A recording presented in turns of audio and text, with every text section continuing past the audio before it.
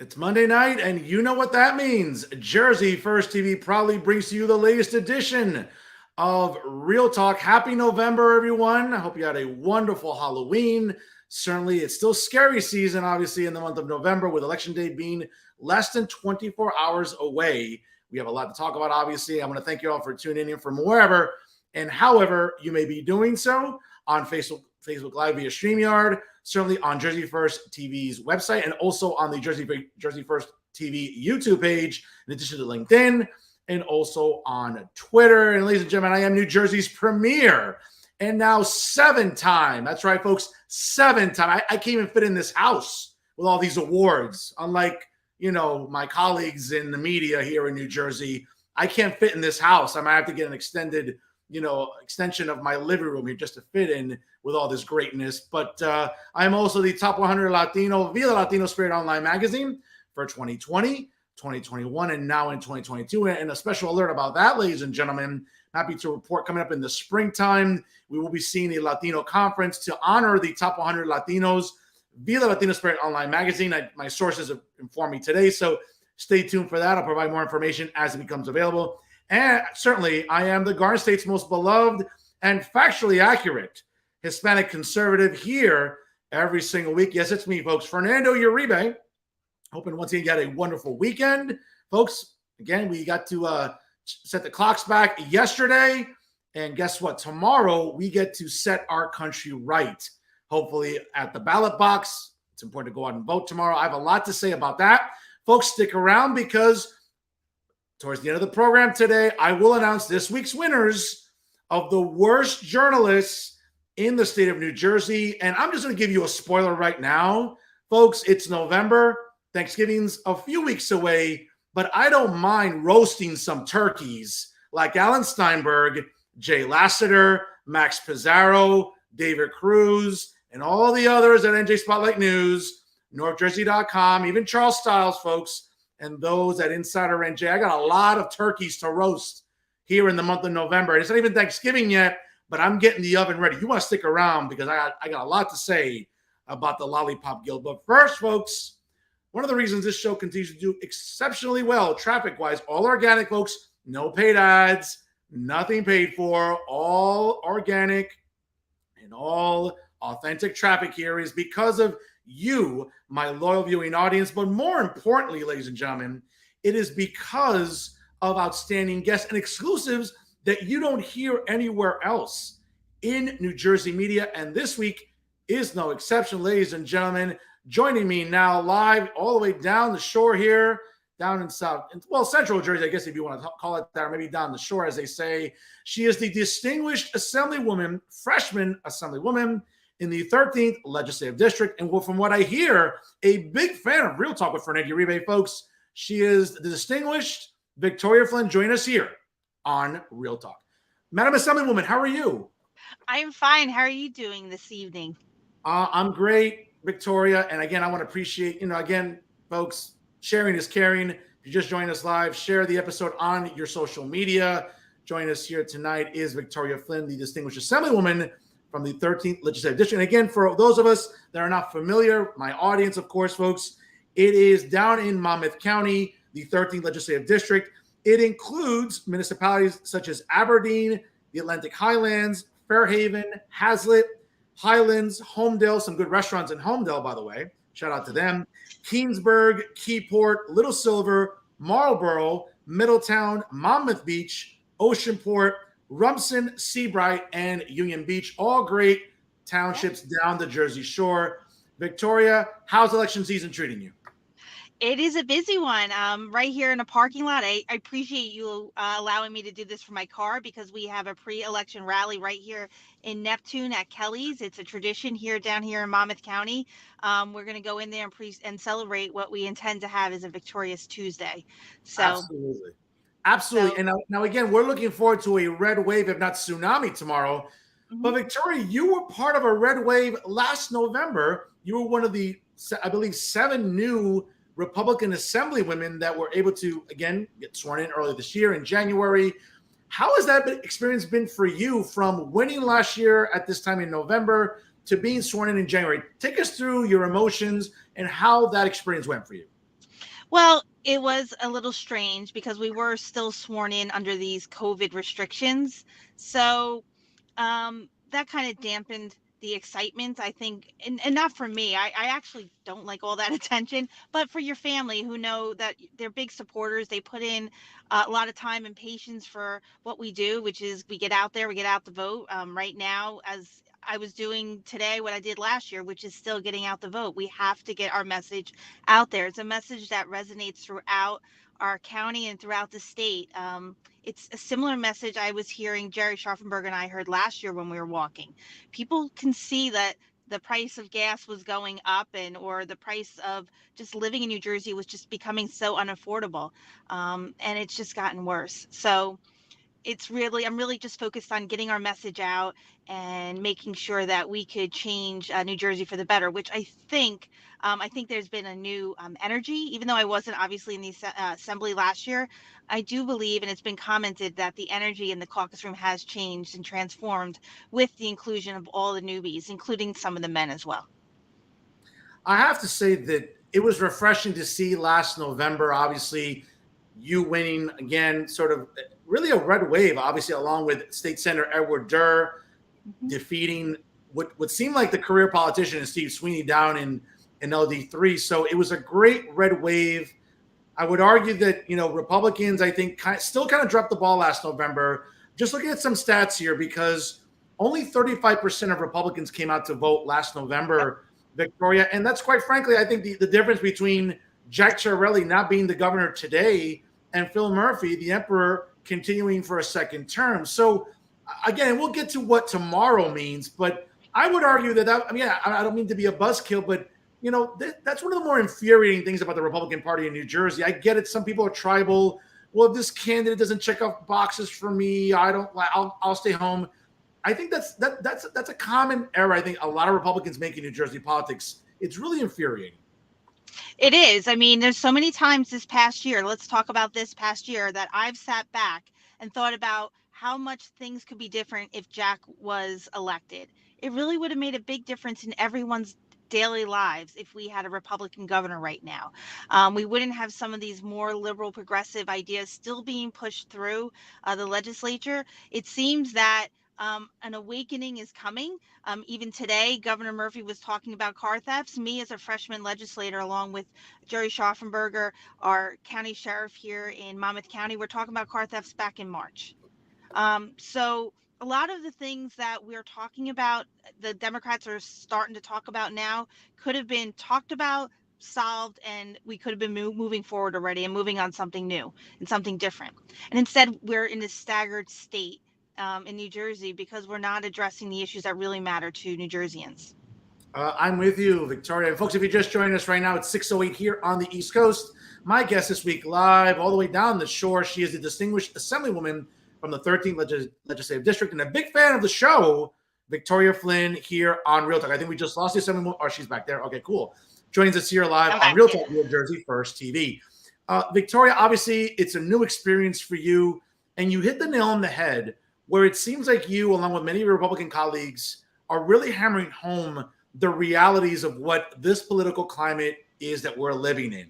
I say it all the time. And unfortunately, unlike the clowns in the New Jersey liberal media establishment that focus on stupidity, pronouns, bathrooms, virtue signaling and all the other nonsense, what really matters to New Jerseyans is the price of gas, is groceries, is being able to fill up your gas tanks and not feel like you have to donate a vital organ.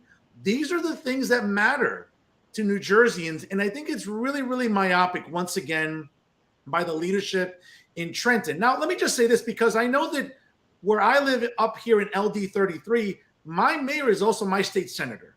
So, for example, State Senator Stack is a moderate Democrat who is middle of the road. He's a centrist. He's not like this sort of extremist leftist like Teresa Ruiz and others like Nick Scutari or Craig Coughlin that think that, going all the way to the left is what's best for New Jersey. That's not the case. And I think that really puts like commonsensical middle of the road Democrats in a quandary in Trenton, because it seems like they almost have to just sort of go with the program because the leadership is being so short-sighted.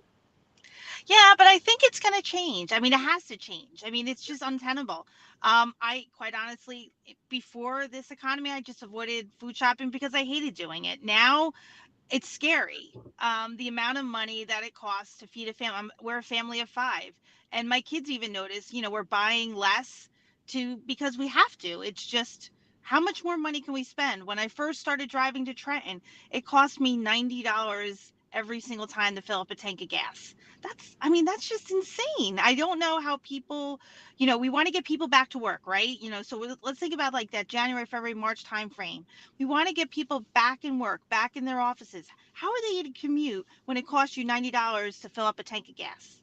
You And can't. again, you're absolutely correct. And I think it lends itself once again to the myopic and just lacking self awareness that we see in Trenton. Again, the governor, when he's letting his hair grow out because he thinks he wants to run for president and he thinks he's presidential material, which we all know he's not, is crazy to me because it seems like that's what he's focused on, not everyday Not New kitchen Jersey. table issues, right? The Yeah. idea about how expensive it is, how about lowering the sales tax? How about maybe Mhm. putting a moratorium on the gas tax? I get it, it's written into state law. Why don't you do that? Instead of worrying about reproductive justice, and again, we'll get to that in a minute because you're a woman, and I want to get your thoughts on this again as a Republican legislator. But these are not the issues that matter during this election cycle. Like, I hate to break it to people in New Jersey, like abortion and reproductive justice, that's codified into New Jersey law. So a lot of these liberal You sound women, like you've heard me before. You yes, talk. exactly, I Victoria. I clerked. I So clerked it's for the funny to Supreme me Court. where like these liberal women and activists, all these cat ladies and everyone like weaponize choice every election cycle. Folks, we just lost the Assemblywoman. I think she'll be back on in a moment. Just bear with us here, folks. Sometimes technology doesn't cooperate. It's no one's fault. Bear with us here. I know that she's back. All right, awesome. Good. All right, great. You're awesome there. So, it's one of those things where, like, during this election cycle, I get it. Victoria, liberal women in New Jersey are weaponizing choice. They're fundraising off of it. That's not what matters in New Jersey presently. I just wish there was less short sightedness in our political climate going on, Victoria. Victoria, I think I might have lost your sound. Gotcha. Yes, I got it. Okay, Sorry. cool. And just No so you problem. know, I apologize to your calling in. So sorry. Okay, no Sorry. problem. Got it. No, my No problem. kids keep calling in. The problem is that, and this is what makes New Jersey, I think, unique. They really do focus on the kitchen table issues, and when things get like they are right now in New Jersey reacts as a voter, as a voting bloc, and tells politicians to cut it out with your extreme viewpoints. We don't need that. We need real solutions to these real problems that we are suffering. New Jersey is way too expensive to continue down the path that we're going. And that's why, when you were saying earlier, it's codified, let's move on. Yeah, like, what people want to talk about? The number one issue is inflation. New Jersey was already there. I went door to door last year. People were talking about gas prices. They were talking about, why is everyone legislating about what's being taught in the classrooms? Or why Mhm. are we legislating that the cops can't say to my kid who's 14 years old, caught drinking on the corner or smoking pot, that they're not supposed to call their parents? No one wants to hear it. I'm a lawyer by trade. I'm very respectful in the courtroom as well as in the legislative situation. It's a similar setting for me. But when I was on a conference, on a committee meeting for public schools, it's Joint Committee of Public Schools, and we're talking about the fact that they want to defund all of these social and emotional learning programs that are already in place in schools to fund some other new idea as to how we're going to deal with social emotional learning for kids. And I said, you know what? I don't know why that we haven't learned this yet. The parents, I've had enough. They've had enough with you trying to interfere with what they're doing. They want the supports at schools. There are schools that provide that support. Let's replicate that elsewhere. Stop trying to play games with our kids and our money. Let's just and now that's why I'm a big proponent of focusing on where our kids are when it comes to standardized testing and learning. We need this curriculum, what the focus of this administration should have been is dealing with learning loss. Yeah. Everyone loves to tout that we're one of the top school districts in the country when it comes to education. Well, guess what? If we're spending most of our time talking about sex education or whatever the flavor of the month issue is going to be to distract parents. By the way, I went door to door whenever I talk to anyone. The goal here is to distract you from the fact that your kids are not Yeah. getting the education you intended them to do, based on the property taxes that you're paying, based on the tax. Even it's a sin, and I'm sorry, it is a sin to even our Abbott, what they used to be called the Abbott school districts, that they're not getting the education that we're all paying for.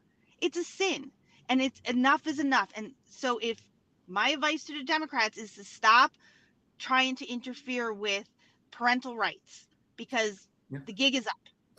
Absolutely. And Victoria, I think you said it perfectly, because I know parental rights was on the ballot last year. We saw that not just in Virginia during that gubernatorial race, during that legislative race. We saw that here in New Jersey. And I think that tomorrow, even nationally, that's going to be a big issue Yes. about Yes. parents being sort of minimized in this political climate, especially in our schools. I know you brought it up. I was going to bring that up later, but since you did, it seems like curriculum in our public schools has been under scrutiny since the springtime. I know a colleague of yours in the state Senate, Holly Shapizi, was one of the only few Republican legislators to really talk about what's going on with this curriculum when it comes to sex education. And let me be very clear, because I know sometimes a lot of people in the LGBTQ plus minus division, whatever, minus sign, get into a frenzy about, well, conservatives don't. No, listen, I care about learning about LGBT history. That's not my issue here. Same thing we learn about, the same way we learn about women's history, Black history, Hispanic history. I don't have a problem with LGBT history. What I care about is somehow who thinks it's rational to try to indoctrinate kids into gender identity, transgenderism at the age of 5, 6, and 7. It's madness. Let kids be kids, but don't say that to the NJEA. Don't say that to LGBT organizations that, what, for people like me, I've been called a bigot, a homophobe, a transphobe. I'm none of those things, Victoria. Not sure Victoria's. I've been on, and can you see me? I can see you now. Yes, Victoria. Yes, continue. Yeah. Okay. Yeah. Okay. Good. I've been on 2 school boards, and these transgender issues come up, and it's very private and personal. There's no need whatsoever for the legislature, the state, to be legislating as to how to handle it. There's no one size fits all. So that's number one. That's why I think we should stay out of it. Number 2, like I said, this issue is being brought up, and it's terrible to those groups. It's being brought up to distract from the real issues. Your kids are not where they need to be in math, science, and English. That's the issue, everyone. Yeah. And that's the issue you should be focused on when you're talking to your schools. Every parent should be asking. Their parent-teacher conferences are coming up from grades K through 12. Every parent should be in there and saying, where is my kid, and what are you going to do to get them to where they need to be? Because it's too late to find out when you've written a check for $50,000, $65,000 to college that your kid doesn't know basic algebra. That's a problem. Correct. And again, it's funny about the NJEA and the Department of Education. They are all giddy about, well, New Jersey has the best public schools in the country. Well, let me put a little asterisk on that, because the reality is that obviously the school funding formula is not uniform. We all know that not all districts are funded the same. And we know that, yes, while, don't even get me started on the fact that the president of the NJEA is also the mayor of one of the more liberal cities in the state of New Jersey. How that isn't a conflict of interest is beyond me, but that's a topic for another day. But it's interesting, though, you raise it for a point about the fact that we're not educating our kids and getting them prepared. I work in academia. I can't begin to tell you, Victoria, how kids can't even write a basic paragraph or an essay without just a plethora of grammatical, spelling errors, because they're not learning what they're supposed to be learning at the elementary school, middle school, and high school level. But somehow, hey, listen, as long as we're teaching about transgenderism and teaching about, gender identity at the age of 6, that's what's really important. No, it's the 3 R's: reading, writing, arithmetic. That's, as the slogan goes, that's what we should focus on, Victoria, in my opinion. Yeah. Me too. I think that's what we should be focused on until we address this learning gap. The statistics are sobering and alarming. And that's why I say it should be called a crisis, and we should be treating it as such. We should all be in a room, legislative leaders, educational leaders, the governor's office, and coming up with solutions. But we're not. And every day passes, and these kids' needs are not being addressed. And I won't stop talking about it until they are, but they're not. And No, I think my colleagues feel the same way, and I think our Democratic colleagues too feel the same way. I applaud you. Folks, it's 6:20 here on the East Coast on Real Talk via Jersey First TV. My guest this week is a distinguished Assemblywoman out of LD13, Victoria Flynn, here on Real Talk via Jersey First TV. Victoria, before we get to 2023, let's focus on tomorrow. You know, where I live up here in CD8, it's a relatively, blue collar Democrat area. They're gonna elect tomorrow a blue collar sort of working class, middle of the road Democrat in Ron Menendez Jr. Right next door in CD5, I think it's pretty safe to say because of redistricting, I think there's a very, very likelihood that Josh Gottheimer will win that House seat in CD5 just because of, some factors. Because it's as blue as Windex up here. But west of them, south of them, there are very competitive races here in New Jersey, whether it's CD11 with Paul DeGroot against Mikey Sherrill, CD7, the Battle of the Toms, Tom Kaine Jr. versus Tom Malinowski, and CD3 between Andy Kim and Bob Healy. Again, nothing against the other Republicans running in other districts, but again, those are the races that people feel the Republicans have a chance to win. What are you hearing from your sources or operatives in Central South Jersey, down the shore, about which House races realistically can turn red tomorrow? Well, Tom Kaine's for sure. I think everyone's pretty confident that is. I mean, he's working hard. Tom Malinowski's working hard against him as well, but I do think we feel pretty confident about that. Right where you mentioned CD3, that's my district. Andy Kim got Homedale. This is the first time in probably decades that Homedale hasn't elected Chris Smith. And so I am very worried about the Homedale voters are going to go to the polls tomorrow and say, where's Chris Smith? And so a lot of effort and work has been put in a ground game, which you cannot substitute knocking on doors. Sure. That's why I tell every candidate, knock on doors. People like talking to us. It's not a big deal. And I think you need to humble yourself as a candidate and say, please vote for me. And Healy has done that. Bob's been in Homedale multiple times. I walked with him there. I walked with him in Marlboro. He's out all over. He's working hard, and he's doing what retail politics require you to do, is ask people for their vote. And we've been getting a really positive response. And so I do believe CD3 will be a sleeper election because no one's really focused on it. I mean, think about that. People should be focused on New Jersey. We're going to turn in some Republican candidates. We're going to turn districts Democratic to red. That's what makes New Jersey I think, one of the most interesting states to study politically, because when we've had it, and then we'll show you at the polls. Absolutely. And again, you know what? It's interesting to me because nobody in the liberal media says this, but where's Sleepy Joe? Where's Sleepy Nancy coming to New Jersey to campaign for Andy Kim and Tom Malinowski or Bill Pascrell or Mikey Sherrill? I mean, it's interesting to me where if this economy is so great and President Joe Biden is doing so wonderfully, why aren't they in New Jersey campaigning for these Democrats? Like 4 years ago, it was easy to campaign. They had their boogeyman in the 45th president. He's not, he's still living rent-free in a lot of people's heads, but that's not the president anymore. It's Joe Biden. And I think this is an indictment of atrocious policies by the president, by House leadership like Sleepy Nancy, who, if she's not taking a sip of vodka, who knows what she's doing with her husband. It's like, why aren't they in New Jersey campaigning for these Democrats? Because if they're doing such a great job, I mean, what's going on here? Well, that should concern the Democrats. If they are not polling well here, that's a problem for the Democratic Party. I think they have a structural problem. I think they ran so far to the left. I don't know how they're going to come. They have to come back to the center. They have to get things done. Right now, I was just talking to my dad who was up traveling, and I was just speaking with him. And all the shows this week, they're saying that democracy's on the ballot tomorrow. What democracy? We vote every year. Yes, that's constant. We show the rest of the world, but they're so extreme. They're saying the country's going to end Wednesday because of what's going to happen tomorrow. And Victoria, I think you'll appreciate this. Again, we're both Rutgers alumnus in our undergrad. My graduate degrees are at Rutgers and Newark. I know your law degrees are at Seton Hall. I think you'll appreciate this language coming out of my mouth. It's funny about people on the left, whether it's elected officials or journalists or really propagandists in New Jersey, that talk about, well, the end of democracy is coming, or that fascism is coming, or that we were living under fascism. Newsflash, during the 4 years of Donald Trump, habeas corpus wasn't suspended, okay? No. A free press wasn't suspended.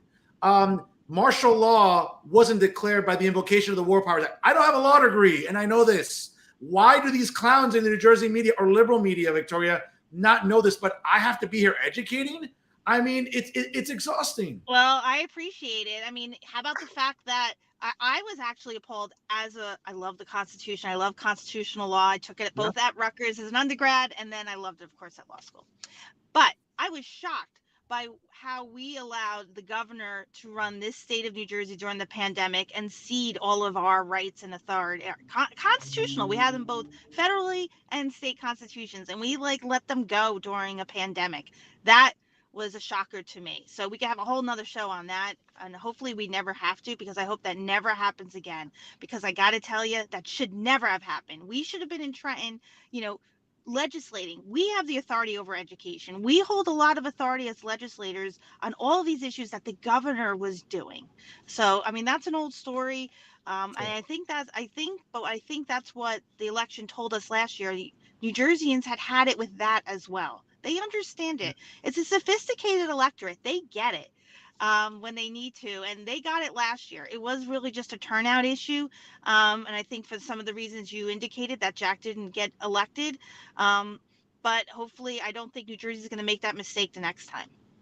And speaking of next time, let's move on to 2023. Obviously, all the legislative seats, all 80 assembly seats are up for grabs. All 40 state Senate seats are up for grabs. And I think really, you would argue that this is another midterm election for Governor Murphy in regards to what's going on. I'll say this, Victoria, because I don't have any reservations. I'm not auditioning for a job with the NJGOP. I'm very good in academia where I work, and I'm very good in education and in media. But it seems that for 2023, I think, I'm not taking a shot at Bob Hugin. I think he's done a good job thus far as chair. There are some things he could do better. We'll see what happens tomorrow with some wins, hopefully in House races. But going to 2023, I think that Republicans have to get over this tribalism, I think, that exists within the party, because we saw it in 2021, whether it was during the primary process for the gubernatorial nomination or even, again, legislative seats.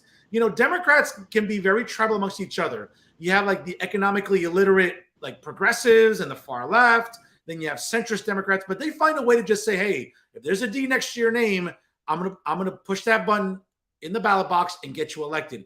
It seems like Republicans need to do a better job. Now, again, let's go with the obvious. Republicans are outnumbered by registered Democrats. I get all that. Independents are the ones that decide races. I think that in 2023, Republicans have to really galvanize and go after independents and say, listen, look what's going on in Trenton. Whether it's the gas tax, whether it's the spending by the budget every single year. Folks, here's a number that should drive you crazy. In 2004, under then Governor Jim McGreevey, the state budget was $21 billion. In 2021 into 2022 fiscal year, it went up to $45 billion. It seems like those on the left, especially some, financially irresponsible Democrats, not all of them, because there are a lot of moderate Democrats that are good with money. However, the far left in Trenton are not. And we're seeing this budget balloon up like a fat kid in a candy shop. It's disgusting. And I think that's a message I think that you, along with your colleagues, I think need to hammer home in 2023. Is that fair to say? Yes. I mean, and they almost give it to us on a silver platter sometimes. Yeah. The numbers are astronomical. I'm going to go into an event tonight where we have our county candidates up, and county commissioner director Tom Arnone, he always says it, in the years, I think he's almost been there for 10 years that he's been in the county commissioner, they have decreased the budget from when he first got into where it is today. And then we compare it to New Jersey and how it's just ballooned, like you mentioned. We just need to make smarter decisions. And I said it to Tom yesterday. I says, people forget this is not your money. This is someone else's money, and you need to treat it with care. And we sadly don't. And I almost feel like the Democrats, having total control, they don't know where to stop. There's no one stopping them. Yeah. That's a problem. And I think New Jerseyans are going to get that next year. And I think we're going to take the Assembly and the Senate back. And then that will be the pushback necessary to prevent this from happening and start rolling this back. All the ideas you mentioned at the top, we've been standing up. I'm someone who's not afraid about standing up and making amendments to the bill. I have no problem talking in committee, talking about the good ideas. We are the party of the good ideas. We just have to talk about them. To your point, the media doesn't cover us Yeah. as much as they should, but we are talking to the people. And that's what we're going to do. We're going to bring our message to the people, and we're going to win next year. Now, again, as a freshman Assemblywoman, Victoria, are there any bills that we can expect either that you'll introduce or co-sponsor coming up soon? I know that at some point, pretty much after Election Day, we have the League of Municipalities come up in Atlantic City, and then there will be a little bit of a recess. Going into 2023, I know you're running for re-election. Obviously, it seems like it never stops. But are there any specific forms of legislation you really want to push hard in 2023 from your legislative district? Yes, the car theft issue. That's number one. I have a whole package of car theft bills that are intended to roll back those bail reform measures that led to what we have, which is a major car theft rings operating throughout the state. So I'm pleased to hear that I've emailed the Judiciary Committee members, the law and public safety members. I've talked to people on the floor. They seem to be willing to come on our side. Look, if they end up, and it looks like they're stealing all of our ideas, I don't care. As long as it gets done, it gets done. Yeah. My constituents know I've been fighting for this, and they'll know that in the end, so I'm not worried about that. Education, that's a big issue. Immediately I put in, I think we should have a task force that focuses on learning loss as well as the mental health needs for our students. I don't know if you saw a few months ago when they put a bill up that talked about a $45 million pilot program for electric school buses. And I stood up and said, hold it a second. I thought maybe we should put this towards the social emotional needs of our students for mental health needs. Yes. I was shouted down by the Democrats on the other side. So I hope there was two particular Democratic assemblymen who tried to shout me down and get me to stop. I'm sorry. I'm originally from North Jersey. I'm not going to stop talking because some guy told me to stop talking. The District 13 people, all those wonderful communities I represent sent me there, and they sent me there mainly because of my message on education. So I will not stop. And that's something I want to really focus on, which is the car theft, the education piece, and also our municipalities. Talk about a hidden sales tax about to hit our localities. Those people part of the state health benefit plans, both schools and municipalities, they just got notified that their insurance rates are going to go up like 25%. Wow. 25%. Where are they getting that in their budgets? Yeah, Where? that's just madness. Before I let you go, I know you have to get to your campaign, Yeah. election pre-night rally. Pre-night rally Absolutely. victory party. Victoria, even as a freshman Assemblywoman, what's your rapport like thus far with Assembly Speaker Craig Coughlin? I know that he tries to make himself available to both Republicans and Democrats in the Assembly. What's been your relationship thus far in such a brief amount of time in the Assembly? It's actually been very positive. The assembly a bunch of us all went over to Ireland at the beginning in April, part of the American Irish Legislative Caucus, and I took that time just to get to know him so that he could get to know me. So I always am up front with him. He's always been responsive to my request. I did, make a big stink about that Second Amendment bill, on the Second Amendment to the concealed carry. That didn't make it to the floor. I also made a big stink about the last set of gun bills I called it the backpack amendment because they wanted to outlaw the ability of people to buy body armor. However, as a school board president, I knew a lot of parents who bought, unfortunately, backpacks that had body armor in it because that made them feel better about sending their kids to school. So I told my colleagues about that. I proposed an amendment. The body armor bill went away. So it's really, as long as I communicate with them and those lines of communication are open, I'll keep trying. But I'm under no assumption that I get how the party works on their side. They are and I give the Democrats a lot of credit. They are disciplined when it comes to voting. They stick together, and that's why they've won. Well, I think we as a party, we are going to stick together, and we're going to win next year.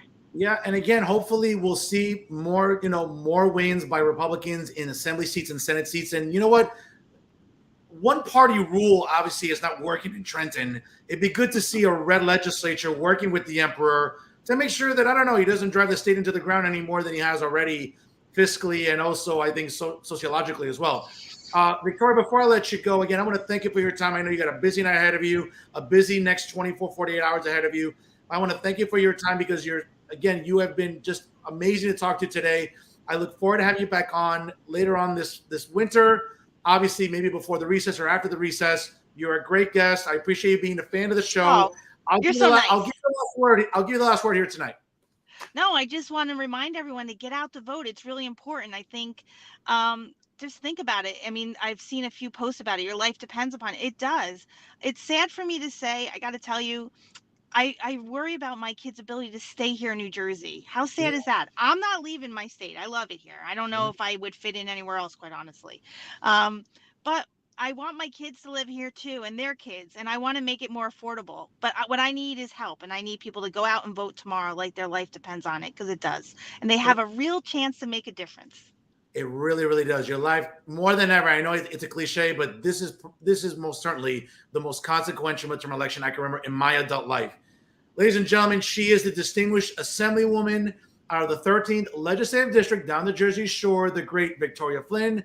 Join us here on Real Talk. Victoria, God bless you. Stay strong. Let's go red tomorrow, and I'll talk to you shortly on Jersey Hopefully. First. Yeah, let's talk about it after the election. Bye. Take care now. Good luck. Bye-bye now.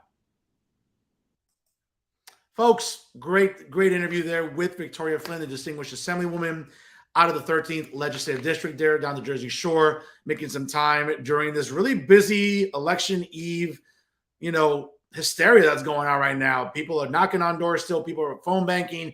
People are mailing out flyers. People are holding election night rallies. Again, folks, every vote matters tomorrow, especially in New Jersey. I'm rocking red for a reason, because I'm the only journalist that's coming to you with good ideas.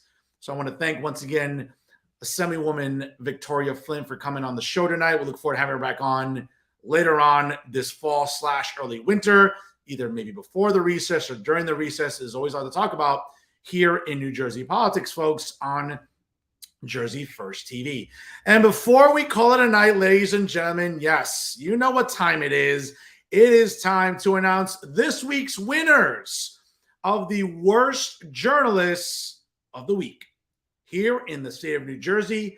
And I have to recycle last week's, images because they correspond once again. Yes, folks, I have to talk about the Three Stooges in New Jersey media. Yes, Alan Steinberg, Sleepy Al, Maxie Olivier, Max Pizarro, and Chucky Schmucky.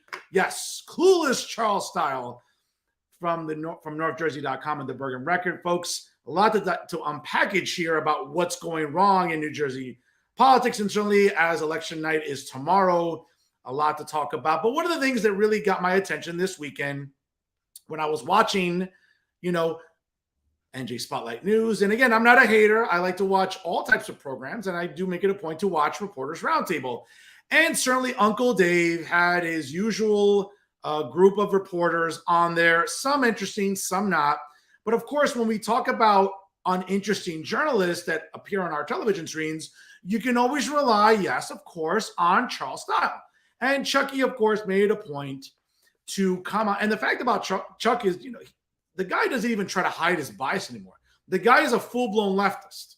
Okay, the idea that he comes across as middle of the road is ludicrous. Okay, it's like saying, the Mets will finally get something done in October. Like, it's not possible. It's not likely, right? But of course, as I was watching Reporters Roundtable last weekend, certainly with Chuck and the rest of the journalists there, and of course, Uncle Dave, yes, they were dissecting the midterms. And certainly we hear Chuck again talking about democracy is at stake. No, Chuck, there's nothing wrong with democracy. Our republic will be fine. Okay, we live in a constitutional republic. I get it that you took high school history like 70 years ago. But again, if you want to talk about democracy or the act of democracy, we'll be fine.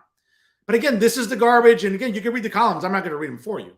But this is the typical garbage you could expect from Charles Style. And of course, God forbid Uncle Dave would hold Chucky or anybody on the panel accountable about, quite frankly, the ongoing propaganda about the demise of democracy and whether or not, issues like the economy, gas, inflation are more important, which they are, than the hysteria about January 6th or about democracy being in decline. No, Dave, you got to hold these people accountable. And you don't do that. I get it. You're still, still mourning the loss of your Mets, being inept in October. What else is new? But you got to hold clowns like Charles Style accountable. Like Chuck just continues to espouse his usual rhetoric. And again, it does us all a disservice, especially this close to the election. Again, tomorrow night, folks, we have a lot of early voting, obviously, mail-in ballots. We'll see how long it takes to count all the ballots. But certainly tomorrow, I think more than ever, people do feel galvanized to go vote.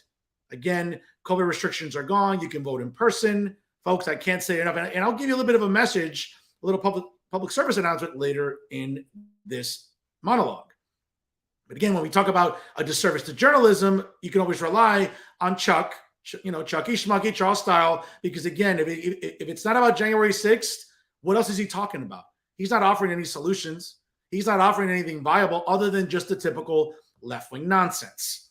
And speaking of left-wing nonsense, of course, ladies and gentlemen, we can always rely on all the virtue signaling that we see from Insider NJ. Of course, whether it's little JJ Lassiter here, right, the resident virtue signaler at Insider NJ, right, or the others. Of course, you can't go wrong with certainly everything that transpires at Insider NJ. Again, the same old virtue signaling, talking about abortion, talking about, I have never seen someone live so rent-free in someone's head like the way the 45th president lives in this clown's head and the rest of the clowns at Insider NJ, all right? Whether it's fixating on weed or, I don't know, democracy or whatever else. And I get it, Jay. You don't have much to do with your life. I get it. You sit at home playing with your boyfriend's genitals. I get it. Smoking weed. I mean, I doubt you're gainfully employed. I mean, you don't have much to do with your time. So, of course, that leaves you plenty of time to go virtue signaling your columns and, of course, on social media. Okay, that one image you just saw, folks, believe me, I can't unsee that. And why any grown man in his mid to late 60s, like little JJ is, would want to put that out there is beyond me. But again, to each his own, right? But when we talk about a disservice to journalism, yes, folks, we can always rely on Insider NJ, whether it's little JJ Lassiter, whether it's Bobby Boy Bobby Hennelly, right? Whether it's, of course, the editor-in-chief, Maxi Olivier, Maxi Pizarro. And folks, you know what's interesting, though, about a guy that loves horses as much as maybe horses love him? Folks, this is an image I just can't unsee. And I get it that we were going through Halloween. And folks, I'm a Cowboys fan. I'm as dedicated a Cowboys fan as there is. But boy, does someone really like Cowboys. This is another image I just can't unsee here. Wow, Max. Woo. I mean, hey, listen, if you like role-playing and that's your thing, bro, God bless you. Okay? I mean, that's not really for me. But, I mean, if you're into role-playing, God bless you, man. Whatever you're using that rope for and that Cowboys hat, woo! I'll tell you, man. I'm trying to keep this show PG here, folks, for everybody, okay? Because you're looking at, I can never unsee that image, okay? And I know Halloween's come and gone, but boy, I'll tell you, you want to talk about someone who thinks he's a maverick, far from it here. But again, folks, this is the thing about people like Max Pizarro, the editor-in-chief at Insider NJ, is for whatever reason, whether it's him or the rest of the leadership at Insider NJ, like Petey Boy, Pete O'Nelia, right, who all he cares about is, collecting revenue, right, from advertising. God forbid you want to get a check from him. That's like pulling teeth, right? But this is the thing, though, that unfortunately, whether it's Pete or Max or the Graham family, Ryan Graham, Mike Graham, whoever the rest of the Graham family, you need to have an intervention, folks. You need to have an intervention because you're not doing your jobs. Because what you're doing, folks, is you're allowing propagandists like Alan Steinberg to continue spewing his gibberish. And I wanted to take this opportunity to answer Alan Steinberg for a column he wrote this weekend, okay? And this is really, really funny. He starts off talking about the plot against America, right? Because, Alan's one of these democracy hysterics, right? And this is really funny. And, of course, Alan felt the need to sort of give us his life story and his resume, right? So, of course, he starts off this garbage column. What else is new? By OK Steinberg, it's crunch time. Time to step up to the plate and give us your predictions in the U.S. Senate races. I've been dreading this moment. So have we, because we're subjected to your columns. My prediction that after January 2023, the MAGA fascist Republican coalition will control both houses of Congress is certain to cause consternation among my fellow warriors for democracy. You're a lot of things, Alan. A warrior for democracy, you are not. Let's please. I know you're close to getting to 100. I get it. Maybe that cognitive decline is clearly right before us. Right? So, of course, Sleepy Allie, and of course, I know he's not watching right now because it's 6:45 on the East Coast and it's way past his bedtime. So I'm sure Allie will watch the replay tomorrow. So he goes on to say, I want to take this opportunity to respond to defamatory internet trolling and hate speech by MAGA fascists to which I have been subjected to. I wonder who he's talking about. I don't know. I have tried to ignore this, but internet trolling, particularly of an anti-Semitic nature, this is what's really, really good here. You sound like Uncle Leo from Seinfeld. More on that later. Is an essential tool of the MAGA anti-democracy fascist effort to destroy the U.S. Constitution and install a federal fascist regime. At the state level, this effort to destroy democracy will accelerate after the anticipated election of election denial Republican gubernatorial candidates this Tuesday in Wisconsin and in Arizona. From the time I was honorably discharged as a lieutenant in the United States Navy in 1977. Again, Al, I applaud your service, okay? But don't get it twisted here, folks. Okay, the closest that Alan got to water was probably turning on the tap water in the kitchen on a Navy ship. I seriously doubt, by the looks of them, that Alan ever really got near any sort of catastrophic or dangerous situation, right?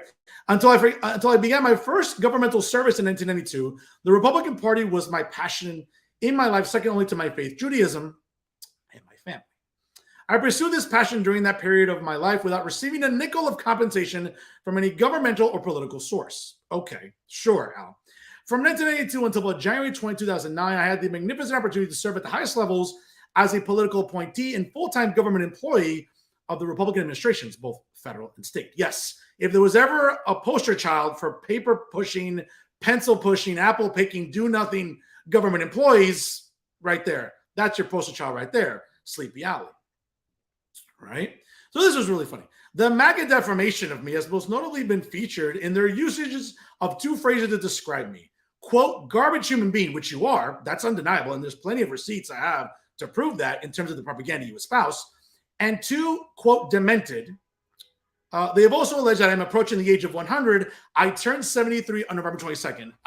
If you think so, Al, if you look 100. So I'm going by the eye test. Okay.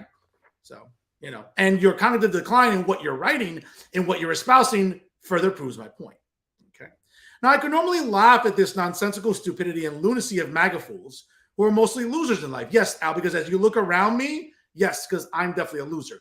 Multiple graduate degrees, dozens of awards by the state of New Jersey, by considerable philanthropic organizations, by local and county governments. Yes, because I certainly fit that mold in your demented twist, or sort of twisted of the facts, right? Here's another one. Unfortunately, the words garbage human being and demented are the exact words that Nazis used to attempt to discredit Jewish intellectuals from the time Adolf Hitler became Chancellor of Germany in 1933. Given my role in crafting New Jersey Holocaust education mandates while serving as a policy advisor on the Assembly Republican staff in 1993, I cannot stand idly by without comment as to this MAGA resurrection of Nazi hate speech. Al, I'm going to check you right now. It is clearly, people like you that ruin it for others.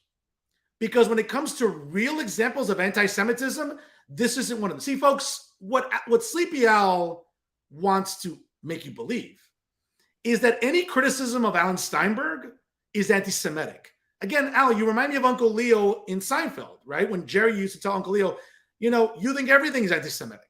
Alan Steinberg is the type of guy, folks, I would bet anything on this. Alan Steinberg is the type of guy that if he goes to Stop and Shop, right? If he even steps out of his house when he's not going to the opera and falling asleep at it, right? I bet you Alan Steinberg is the type of guy that if he goes to the cashier and the cashier happens to give him the wrong change, right, after buying groceries, oh, that's an anti-Semitic. If he goes to get his car washed or does something like that and they don't put enough Armor All on his tires, oh, that's it. Oh, that's it. That person's an anti-Semite. That is what propagandists like Alan Steinberg want you to believe. Because now he's watering it down that any criticism of Alan Steinberg, right, the propagandist that you've become, Al, you want to sort of go for the low-hanging fruit and say, oh, you know what? That's anti-Semitic. No, Alan, what you're doing, okay, is you're doing a disservice to the actual real awareness about anti-Semitism. What you're doing is by taking personal attacks against you, and rightfully so, because you deserve them, because what you're doing is a disservice to journalists. You're blatantly lying, right, by not coming up with good positive prescriptions, because you think everything's about fascism and authoritarian. Alan, here's a newsflash for you. Okay, when you took U.S. history like 80 years ago, here's a newsflash, because I learned it, and I'm more than half your age. Okay, here's a newsflash for Alan Steinberg. Between the years of January 2017 and January 2021, okay, your fixation on Donald Trump and Republicans and conservatives, folks, as I mentioned to our guest tonight, Alan, here's a newsflash for just, and this is how stupid Alan Steinberg is. Okay, Alan, habeas corpus was never suspended. Okay, President Donald Trump never suspended habeas corpus. Donald Trump never suspended the free press. Okay, Donald Trump never invoked the War Powers Act and declared martial law in this country. Okay, unlike what you think, that's fascism. That is what happens in countries like Cuba, North Korea, Venezuela, and China. None of those things that you claim are fascist happened here. But that's the problem with Alan Steinberg. He's too stupid to look in front of him what's so painfully obvious. And of course, he takes any critiques of him as anti-Semitic. No, Al, I'm not being anti-Semite. What I am being is critical of your intellectually dishonest and intellectually bankrupt ideas. Okay? And what you're doing is a disservice to people that are engaging in real anti-Semitism right now in the United States. Okay? That's how much of a fool you look like. Because when I think of Alan Steinberg, I know Halloween's over, but this is what you look like, Al. This is what you look like. You look like a clown. Because what you're trying to make people believe is that somehow criticisms of you are anti-Semitic. They're not, Al. I hate to break it to you. And I know when you wake up tomorrow and you watch it, because again, I know you're not watching live because it's past your bedtime. But when you wake up and I don't know, whenever you have your Sanka and your buttered roll, whatever it is you eat for breakfast, okay? Whenever it is you wake up tomorrow and you watch this, you're going to realize that you look like a clown in this garbage, yet in another of the plethora of garbage columns that you write. Okay?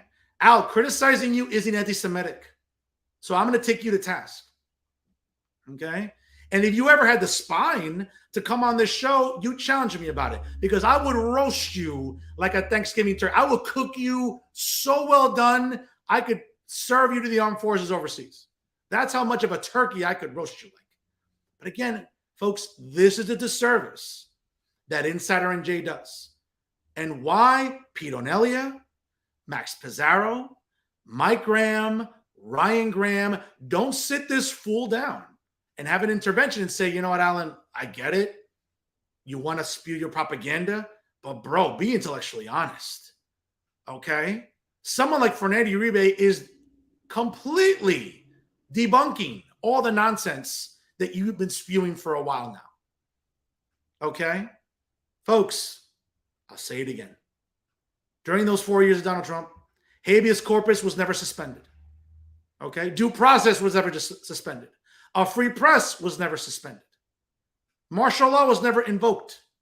But Alan Steinberg, this clown, would have you believe otherwise. Again, why the leadership at Insider NJ doesn't hold them accountable and have an intervention, I don't know. I get it. You're too busy making money. You're too busy getting crazy revenue for all your power lists, right? Whether it's Jay's insufferable fixation on cannabis or the other power list you'll have coming up later this month, right before the League of Municipalities. Okay? I get it. That's all you care about is revenue and advertising. Now, for you guys to cut a check, I mean, I know this firsthand because for 3 years, it was like pulling teeth. But again, let me not focus on that. Let me focus on the fact that your ineptitude as leaders is blatant there. You need to sit this clown down. You need to sit down and have a come to Jesus moment with him because he's harming the brand of Insider NJ. He's coming across as a delusional, demented, cognitively declining propagandist. And again, Alan, that's not anti-Semitism. That's fact. You take any criticism again of you as anti-Semitic, it's not. And anybody worth their mustard, anybody worth, I don't know, of any cognitive value would sit you down and say, Alan, bro, stop. Okay? You look like a fool here. Okay? You look like a fool bitching and moaning about anti-Semitism when there's real examples of anti-Semitism happening in the United States, but it's not here in New Jersey, and it's not afflicted against Alan Steinberg. He'd have you believe that, just like Alan would have you believe that his Mets will somehow win the World Series, which we know they never will. He'll have you believe that his Brooklyn Nets will win an NBA title when you know they never will. Okay? But he'll have you believe that. Okay? So this is my rebuttal to Alan Steinberg. And you're lucky that this is a PG show. Otherwise, I would go Bill Maher on you and really roast you like the turkey that you are. But folks, you should know better. And the people at Insider NJ should know better. The people at NordJersey.com and the Bergen Record should know better. Because what you're doing is propping up, as usual, the Three Stooges. Okay? And actually, before I depart on this, it's funny because, you know, the internet never forgets, folks. And I happened to come across this picture of Alan Steinberg with Liz Cheney. And for someone like Alan Steinberg, who blows a load in his pants about his adoration for Liz Cheney, okay, and how much he loves Liz Cheney, and how Liz Cheney is a warrior of democracy. Alan, I looked it up. Did you ever once criticize her father for lying to the American people and sending us to war under false pretenses and killing hundreds of thousands of soldiers in the process and wasting trillions of dollars?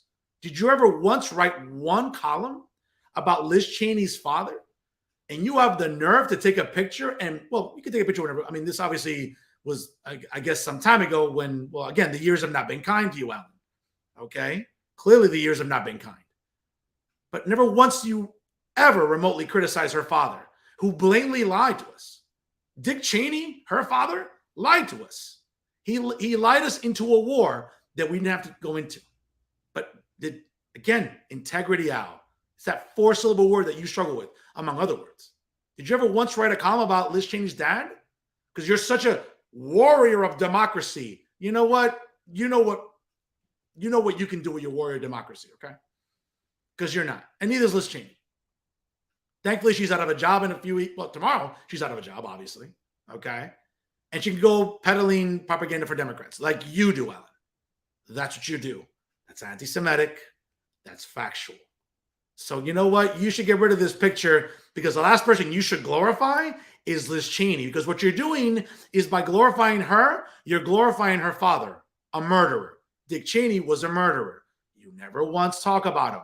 Just like you don't talk about Christy Whitman, who also murdered people by sending them to ground zero days after 9/11, knowing fully well that the air quality in ground zero at the World Trade Center was toxic and was going to kill people. Have you ever once written a column about Christy Whitman or about Dick Cheney? Of course not. That requires you to have integrity. So on behalf of knowledgeable people in New Jersey, you can kiss my rear end out with your MAGA fixation and your MAGA fascism nonsense. That doesn't play here. Anyone who knows better knows you're full of you-know-what. But again, folks, we've always known that about Alan Steinberg. And again, because he's full of you-know-what, it's why he works at Insider NJ, along with the Three Stooges, of course, with Maxie Olivier, and of course, Chucky from NordJersey.com. Folks, that's right. Alan Steinberg, Max Pizarro, and Charles Style. This week's winners of the worst journalists in the state of New Jersey. And folks, before we call it a night, I want to just give you a reminder, okay? Before you go vote tomorrow, okay? Because you won't hear this sort of commonsensical discussion about what real kitchen table issues are, okay? It's not about democracy being in peril. Nothing's going to happen in democracy tomorrow, okay? And Wednesday and Thursday, okay? Whatever Alan Steinberg and Max Pizarro and little JJ Lassiter and Bobby Hennelly and Uncle Dave and Tom Moran want to bitch and moan about, democracy will be fine. These old fools, sorry, they're out of touch with reality. You know who's in touch with reality? Yours truly. And I'm going to tell you why. Tomorrow, folks, it's very simple. Polls open at 6 a.m. If you voted early, good for you. That's what it's there for. If you voted by mail because that's what the circumstances, provided for, good for you. But for those of us getting up to go vote tomorrow, okay? And this is more sort of a national message to all my friends who watch this show in Florida, in the Carolinas, out in California, out in the great state of Texas, okay? Before you go vote tomorrow, do me a favor. Very simply, go grocery shopping, whether you do it online or in person. Fill up your gas tank, pay your bills, since it's the beginning of the month, maybe you have some bills outstanding, whatever, and look at your 401k. When you do all those things, then go vote, okay? Don't go by the nonsense that the Lollipop Guild and that Clown Central will tell you about, okay? Not Alan Steinberg, not Uncle Dave, David Cruz, not Max Bizzarro, not Jay Lasseter, not Bobby Henley, not Tom Moran, okay? None of these fools in the Lollipop Guild know what they're talking about, okay? And this is the thing, okay? This is the message as clear as day. Because while these idiots are out there virtue signaling, bitching and moaning about abortion, which again, folks, abortion is codified into New Jersey law, okay? So for all the insufferable feminists and the cat ladies that stink of cat piss, all you're doing is weaponizing choice to raise money and to bitch and moan. When you all know that choice is codified into New Jersey law. What they're doing in Tennessee, in Texas, Alabama, Florida, Georgia, wherever else, that's none of your business. Just like it's none of their business that we spend unnecessarily here, that we coddle illegals, okay? That we continue to raise gas taxes, and we continue to raise taxes in New Jersey by having the highest property taxes in the country. Okay? You think Jay Lasseter is talking about that? Of course not. He's home scratching his ass or scratching his boyfriend's ass. You think he's doing anything productive? Of course not. He's too busy smoking weed. You think Alan Steinberg is thinking about that? Of course. He's trying to figure out who to call anti-Semitic next because maybe someone's going to pick on him. Or Maxi Pizarro when he's too busy, riding horses, or horses are riding him. Maybe you think he would take a time to write something as simple as this. I came up with this in 2 seconds. Okay? Or Tom Moran, living in the People's Republic of Montclair. Or Bobby Henley, writing for a socialist newspaper online. Okay? Or Chucky, Charles Style, writing for NorthJersey.com and the Bergen Record. Folks, none of them are talking about this. This is what matters tomorrow. Once again, go grocery shopping. Pay your bills. Okay? Fill up your gas tank. Okay? Check your 401k. Do all of that before you go vote. And then after you do those things, come tell me who you're going to trust when it comes to discussing policy and real world issues. The Lollipop Guild or Fernando Uribe? Folks, the choice is clear. I'm rocking red for a reason. Let's take back the House tomorrow. Let's take back the Senate. Let's make Sleepy Joe's remainder of hopefully will only be his one term as president as uncomfortable and as painful as possible. And again, that's the advice I'll give you. And I just gave it to you in just 2 sentences. You don't have to read garbage columns from garbage human beings that don't know what they're talking about. Because when it comes to policy prescriptions and when it comes to kitchen table discussions and everyday issues that matter to regular people, it's not these fools who are out of touch. It's Fernando Uribe that you can trust. And that's our show for this week. Once again, I want to thank distinguished Assemblywoman out of the 13th Legislative District, Victoria Flynn, for joining us here tonight on the show. Obviously, if you're just joining us now, folks, it's 7 o'clock here on the East Coast. Sharing is caring. Click the share button and make sure that tonight's episode goes on all of your social media. I can't say enough. Tomorrow is not arguably, I would say, the most consequential midterm election of our lifetime. Okay? Parents' rights, the economy, inflation, gas prices, energy independence instead of dependence. Okay? That's what's on the ballot nationally tomorrow. Okay? That's what matters tomorrow. Okay? Not pronouns, not acquiescing to the alphabet mob, because that nonsense I don't care about. I'll put it on record. Okay? Acquiescing to 1% of the population comprised of 350 million Americans, I'm not concerned with acquiescing them. I'm not. I don't care about pronouns and bathrooms and all that other virtue signaling nonsense, all the other woke stupidity. I care about kitchen table issues that matter, your pocketbooks. That's what matters. Democracy's still going to be here, folks. No one is suspending habeas corpus. No one is invoking martial law. Nobody is suspending the free press. Okay? Nobody's doing that. Don't listen to the propagandists masquerading as journalists in the state of New Jersey. When it comes to journalists you can trust, it's always right here. And of course, it's always on Jersey First TV because we're the ones talking about community, about the economy, about education, about responsible spending, about taxation. We're the ones talking about it here on Jersey First TV. Not Insider NJ, not NJ Spotlight News, not the Bergen Record, not NorthJersey.com, not NJ Spotlight News. None of these left-wing institutions, none of them are talking about it, but we are right here on Jersey First TV, and that's why you can always trust us, myself, Elizabeth Nader, the host of the Nader Narrative, and all the other great talent that I'm privileged to work with Jersey First TV. Okay? We're the ones talking about the issues that matter tomorrow on election night.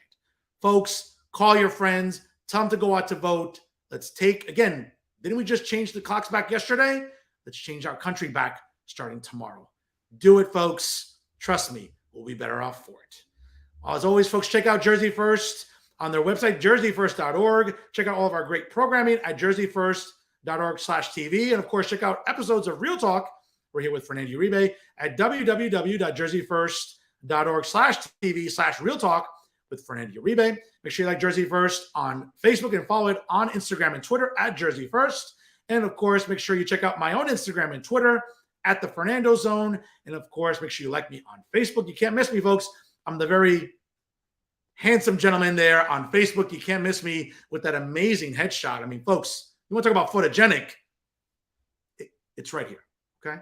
You can always rely that, of course, here via Jersey First TV. Folks, always remember, if it's unbiased, unfiltered, and unafraid, it is always Real Talk right here with Jersey First TV. I am New Jersey's premier and now 7-time award-winning journalist. I can't fit in this house, folks, with all this greatness.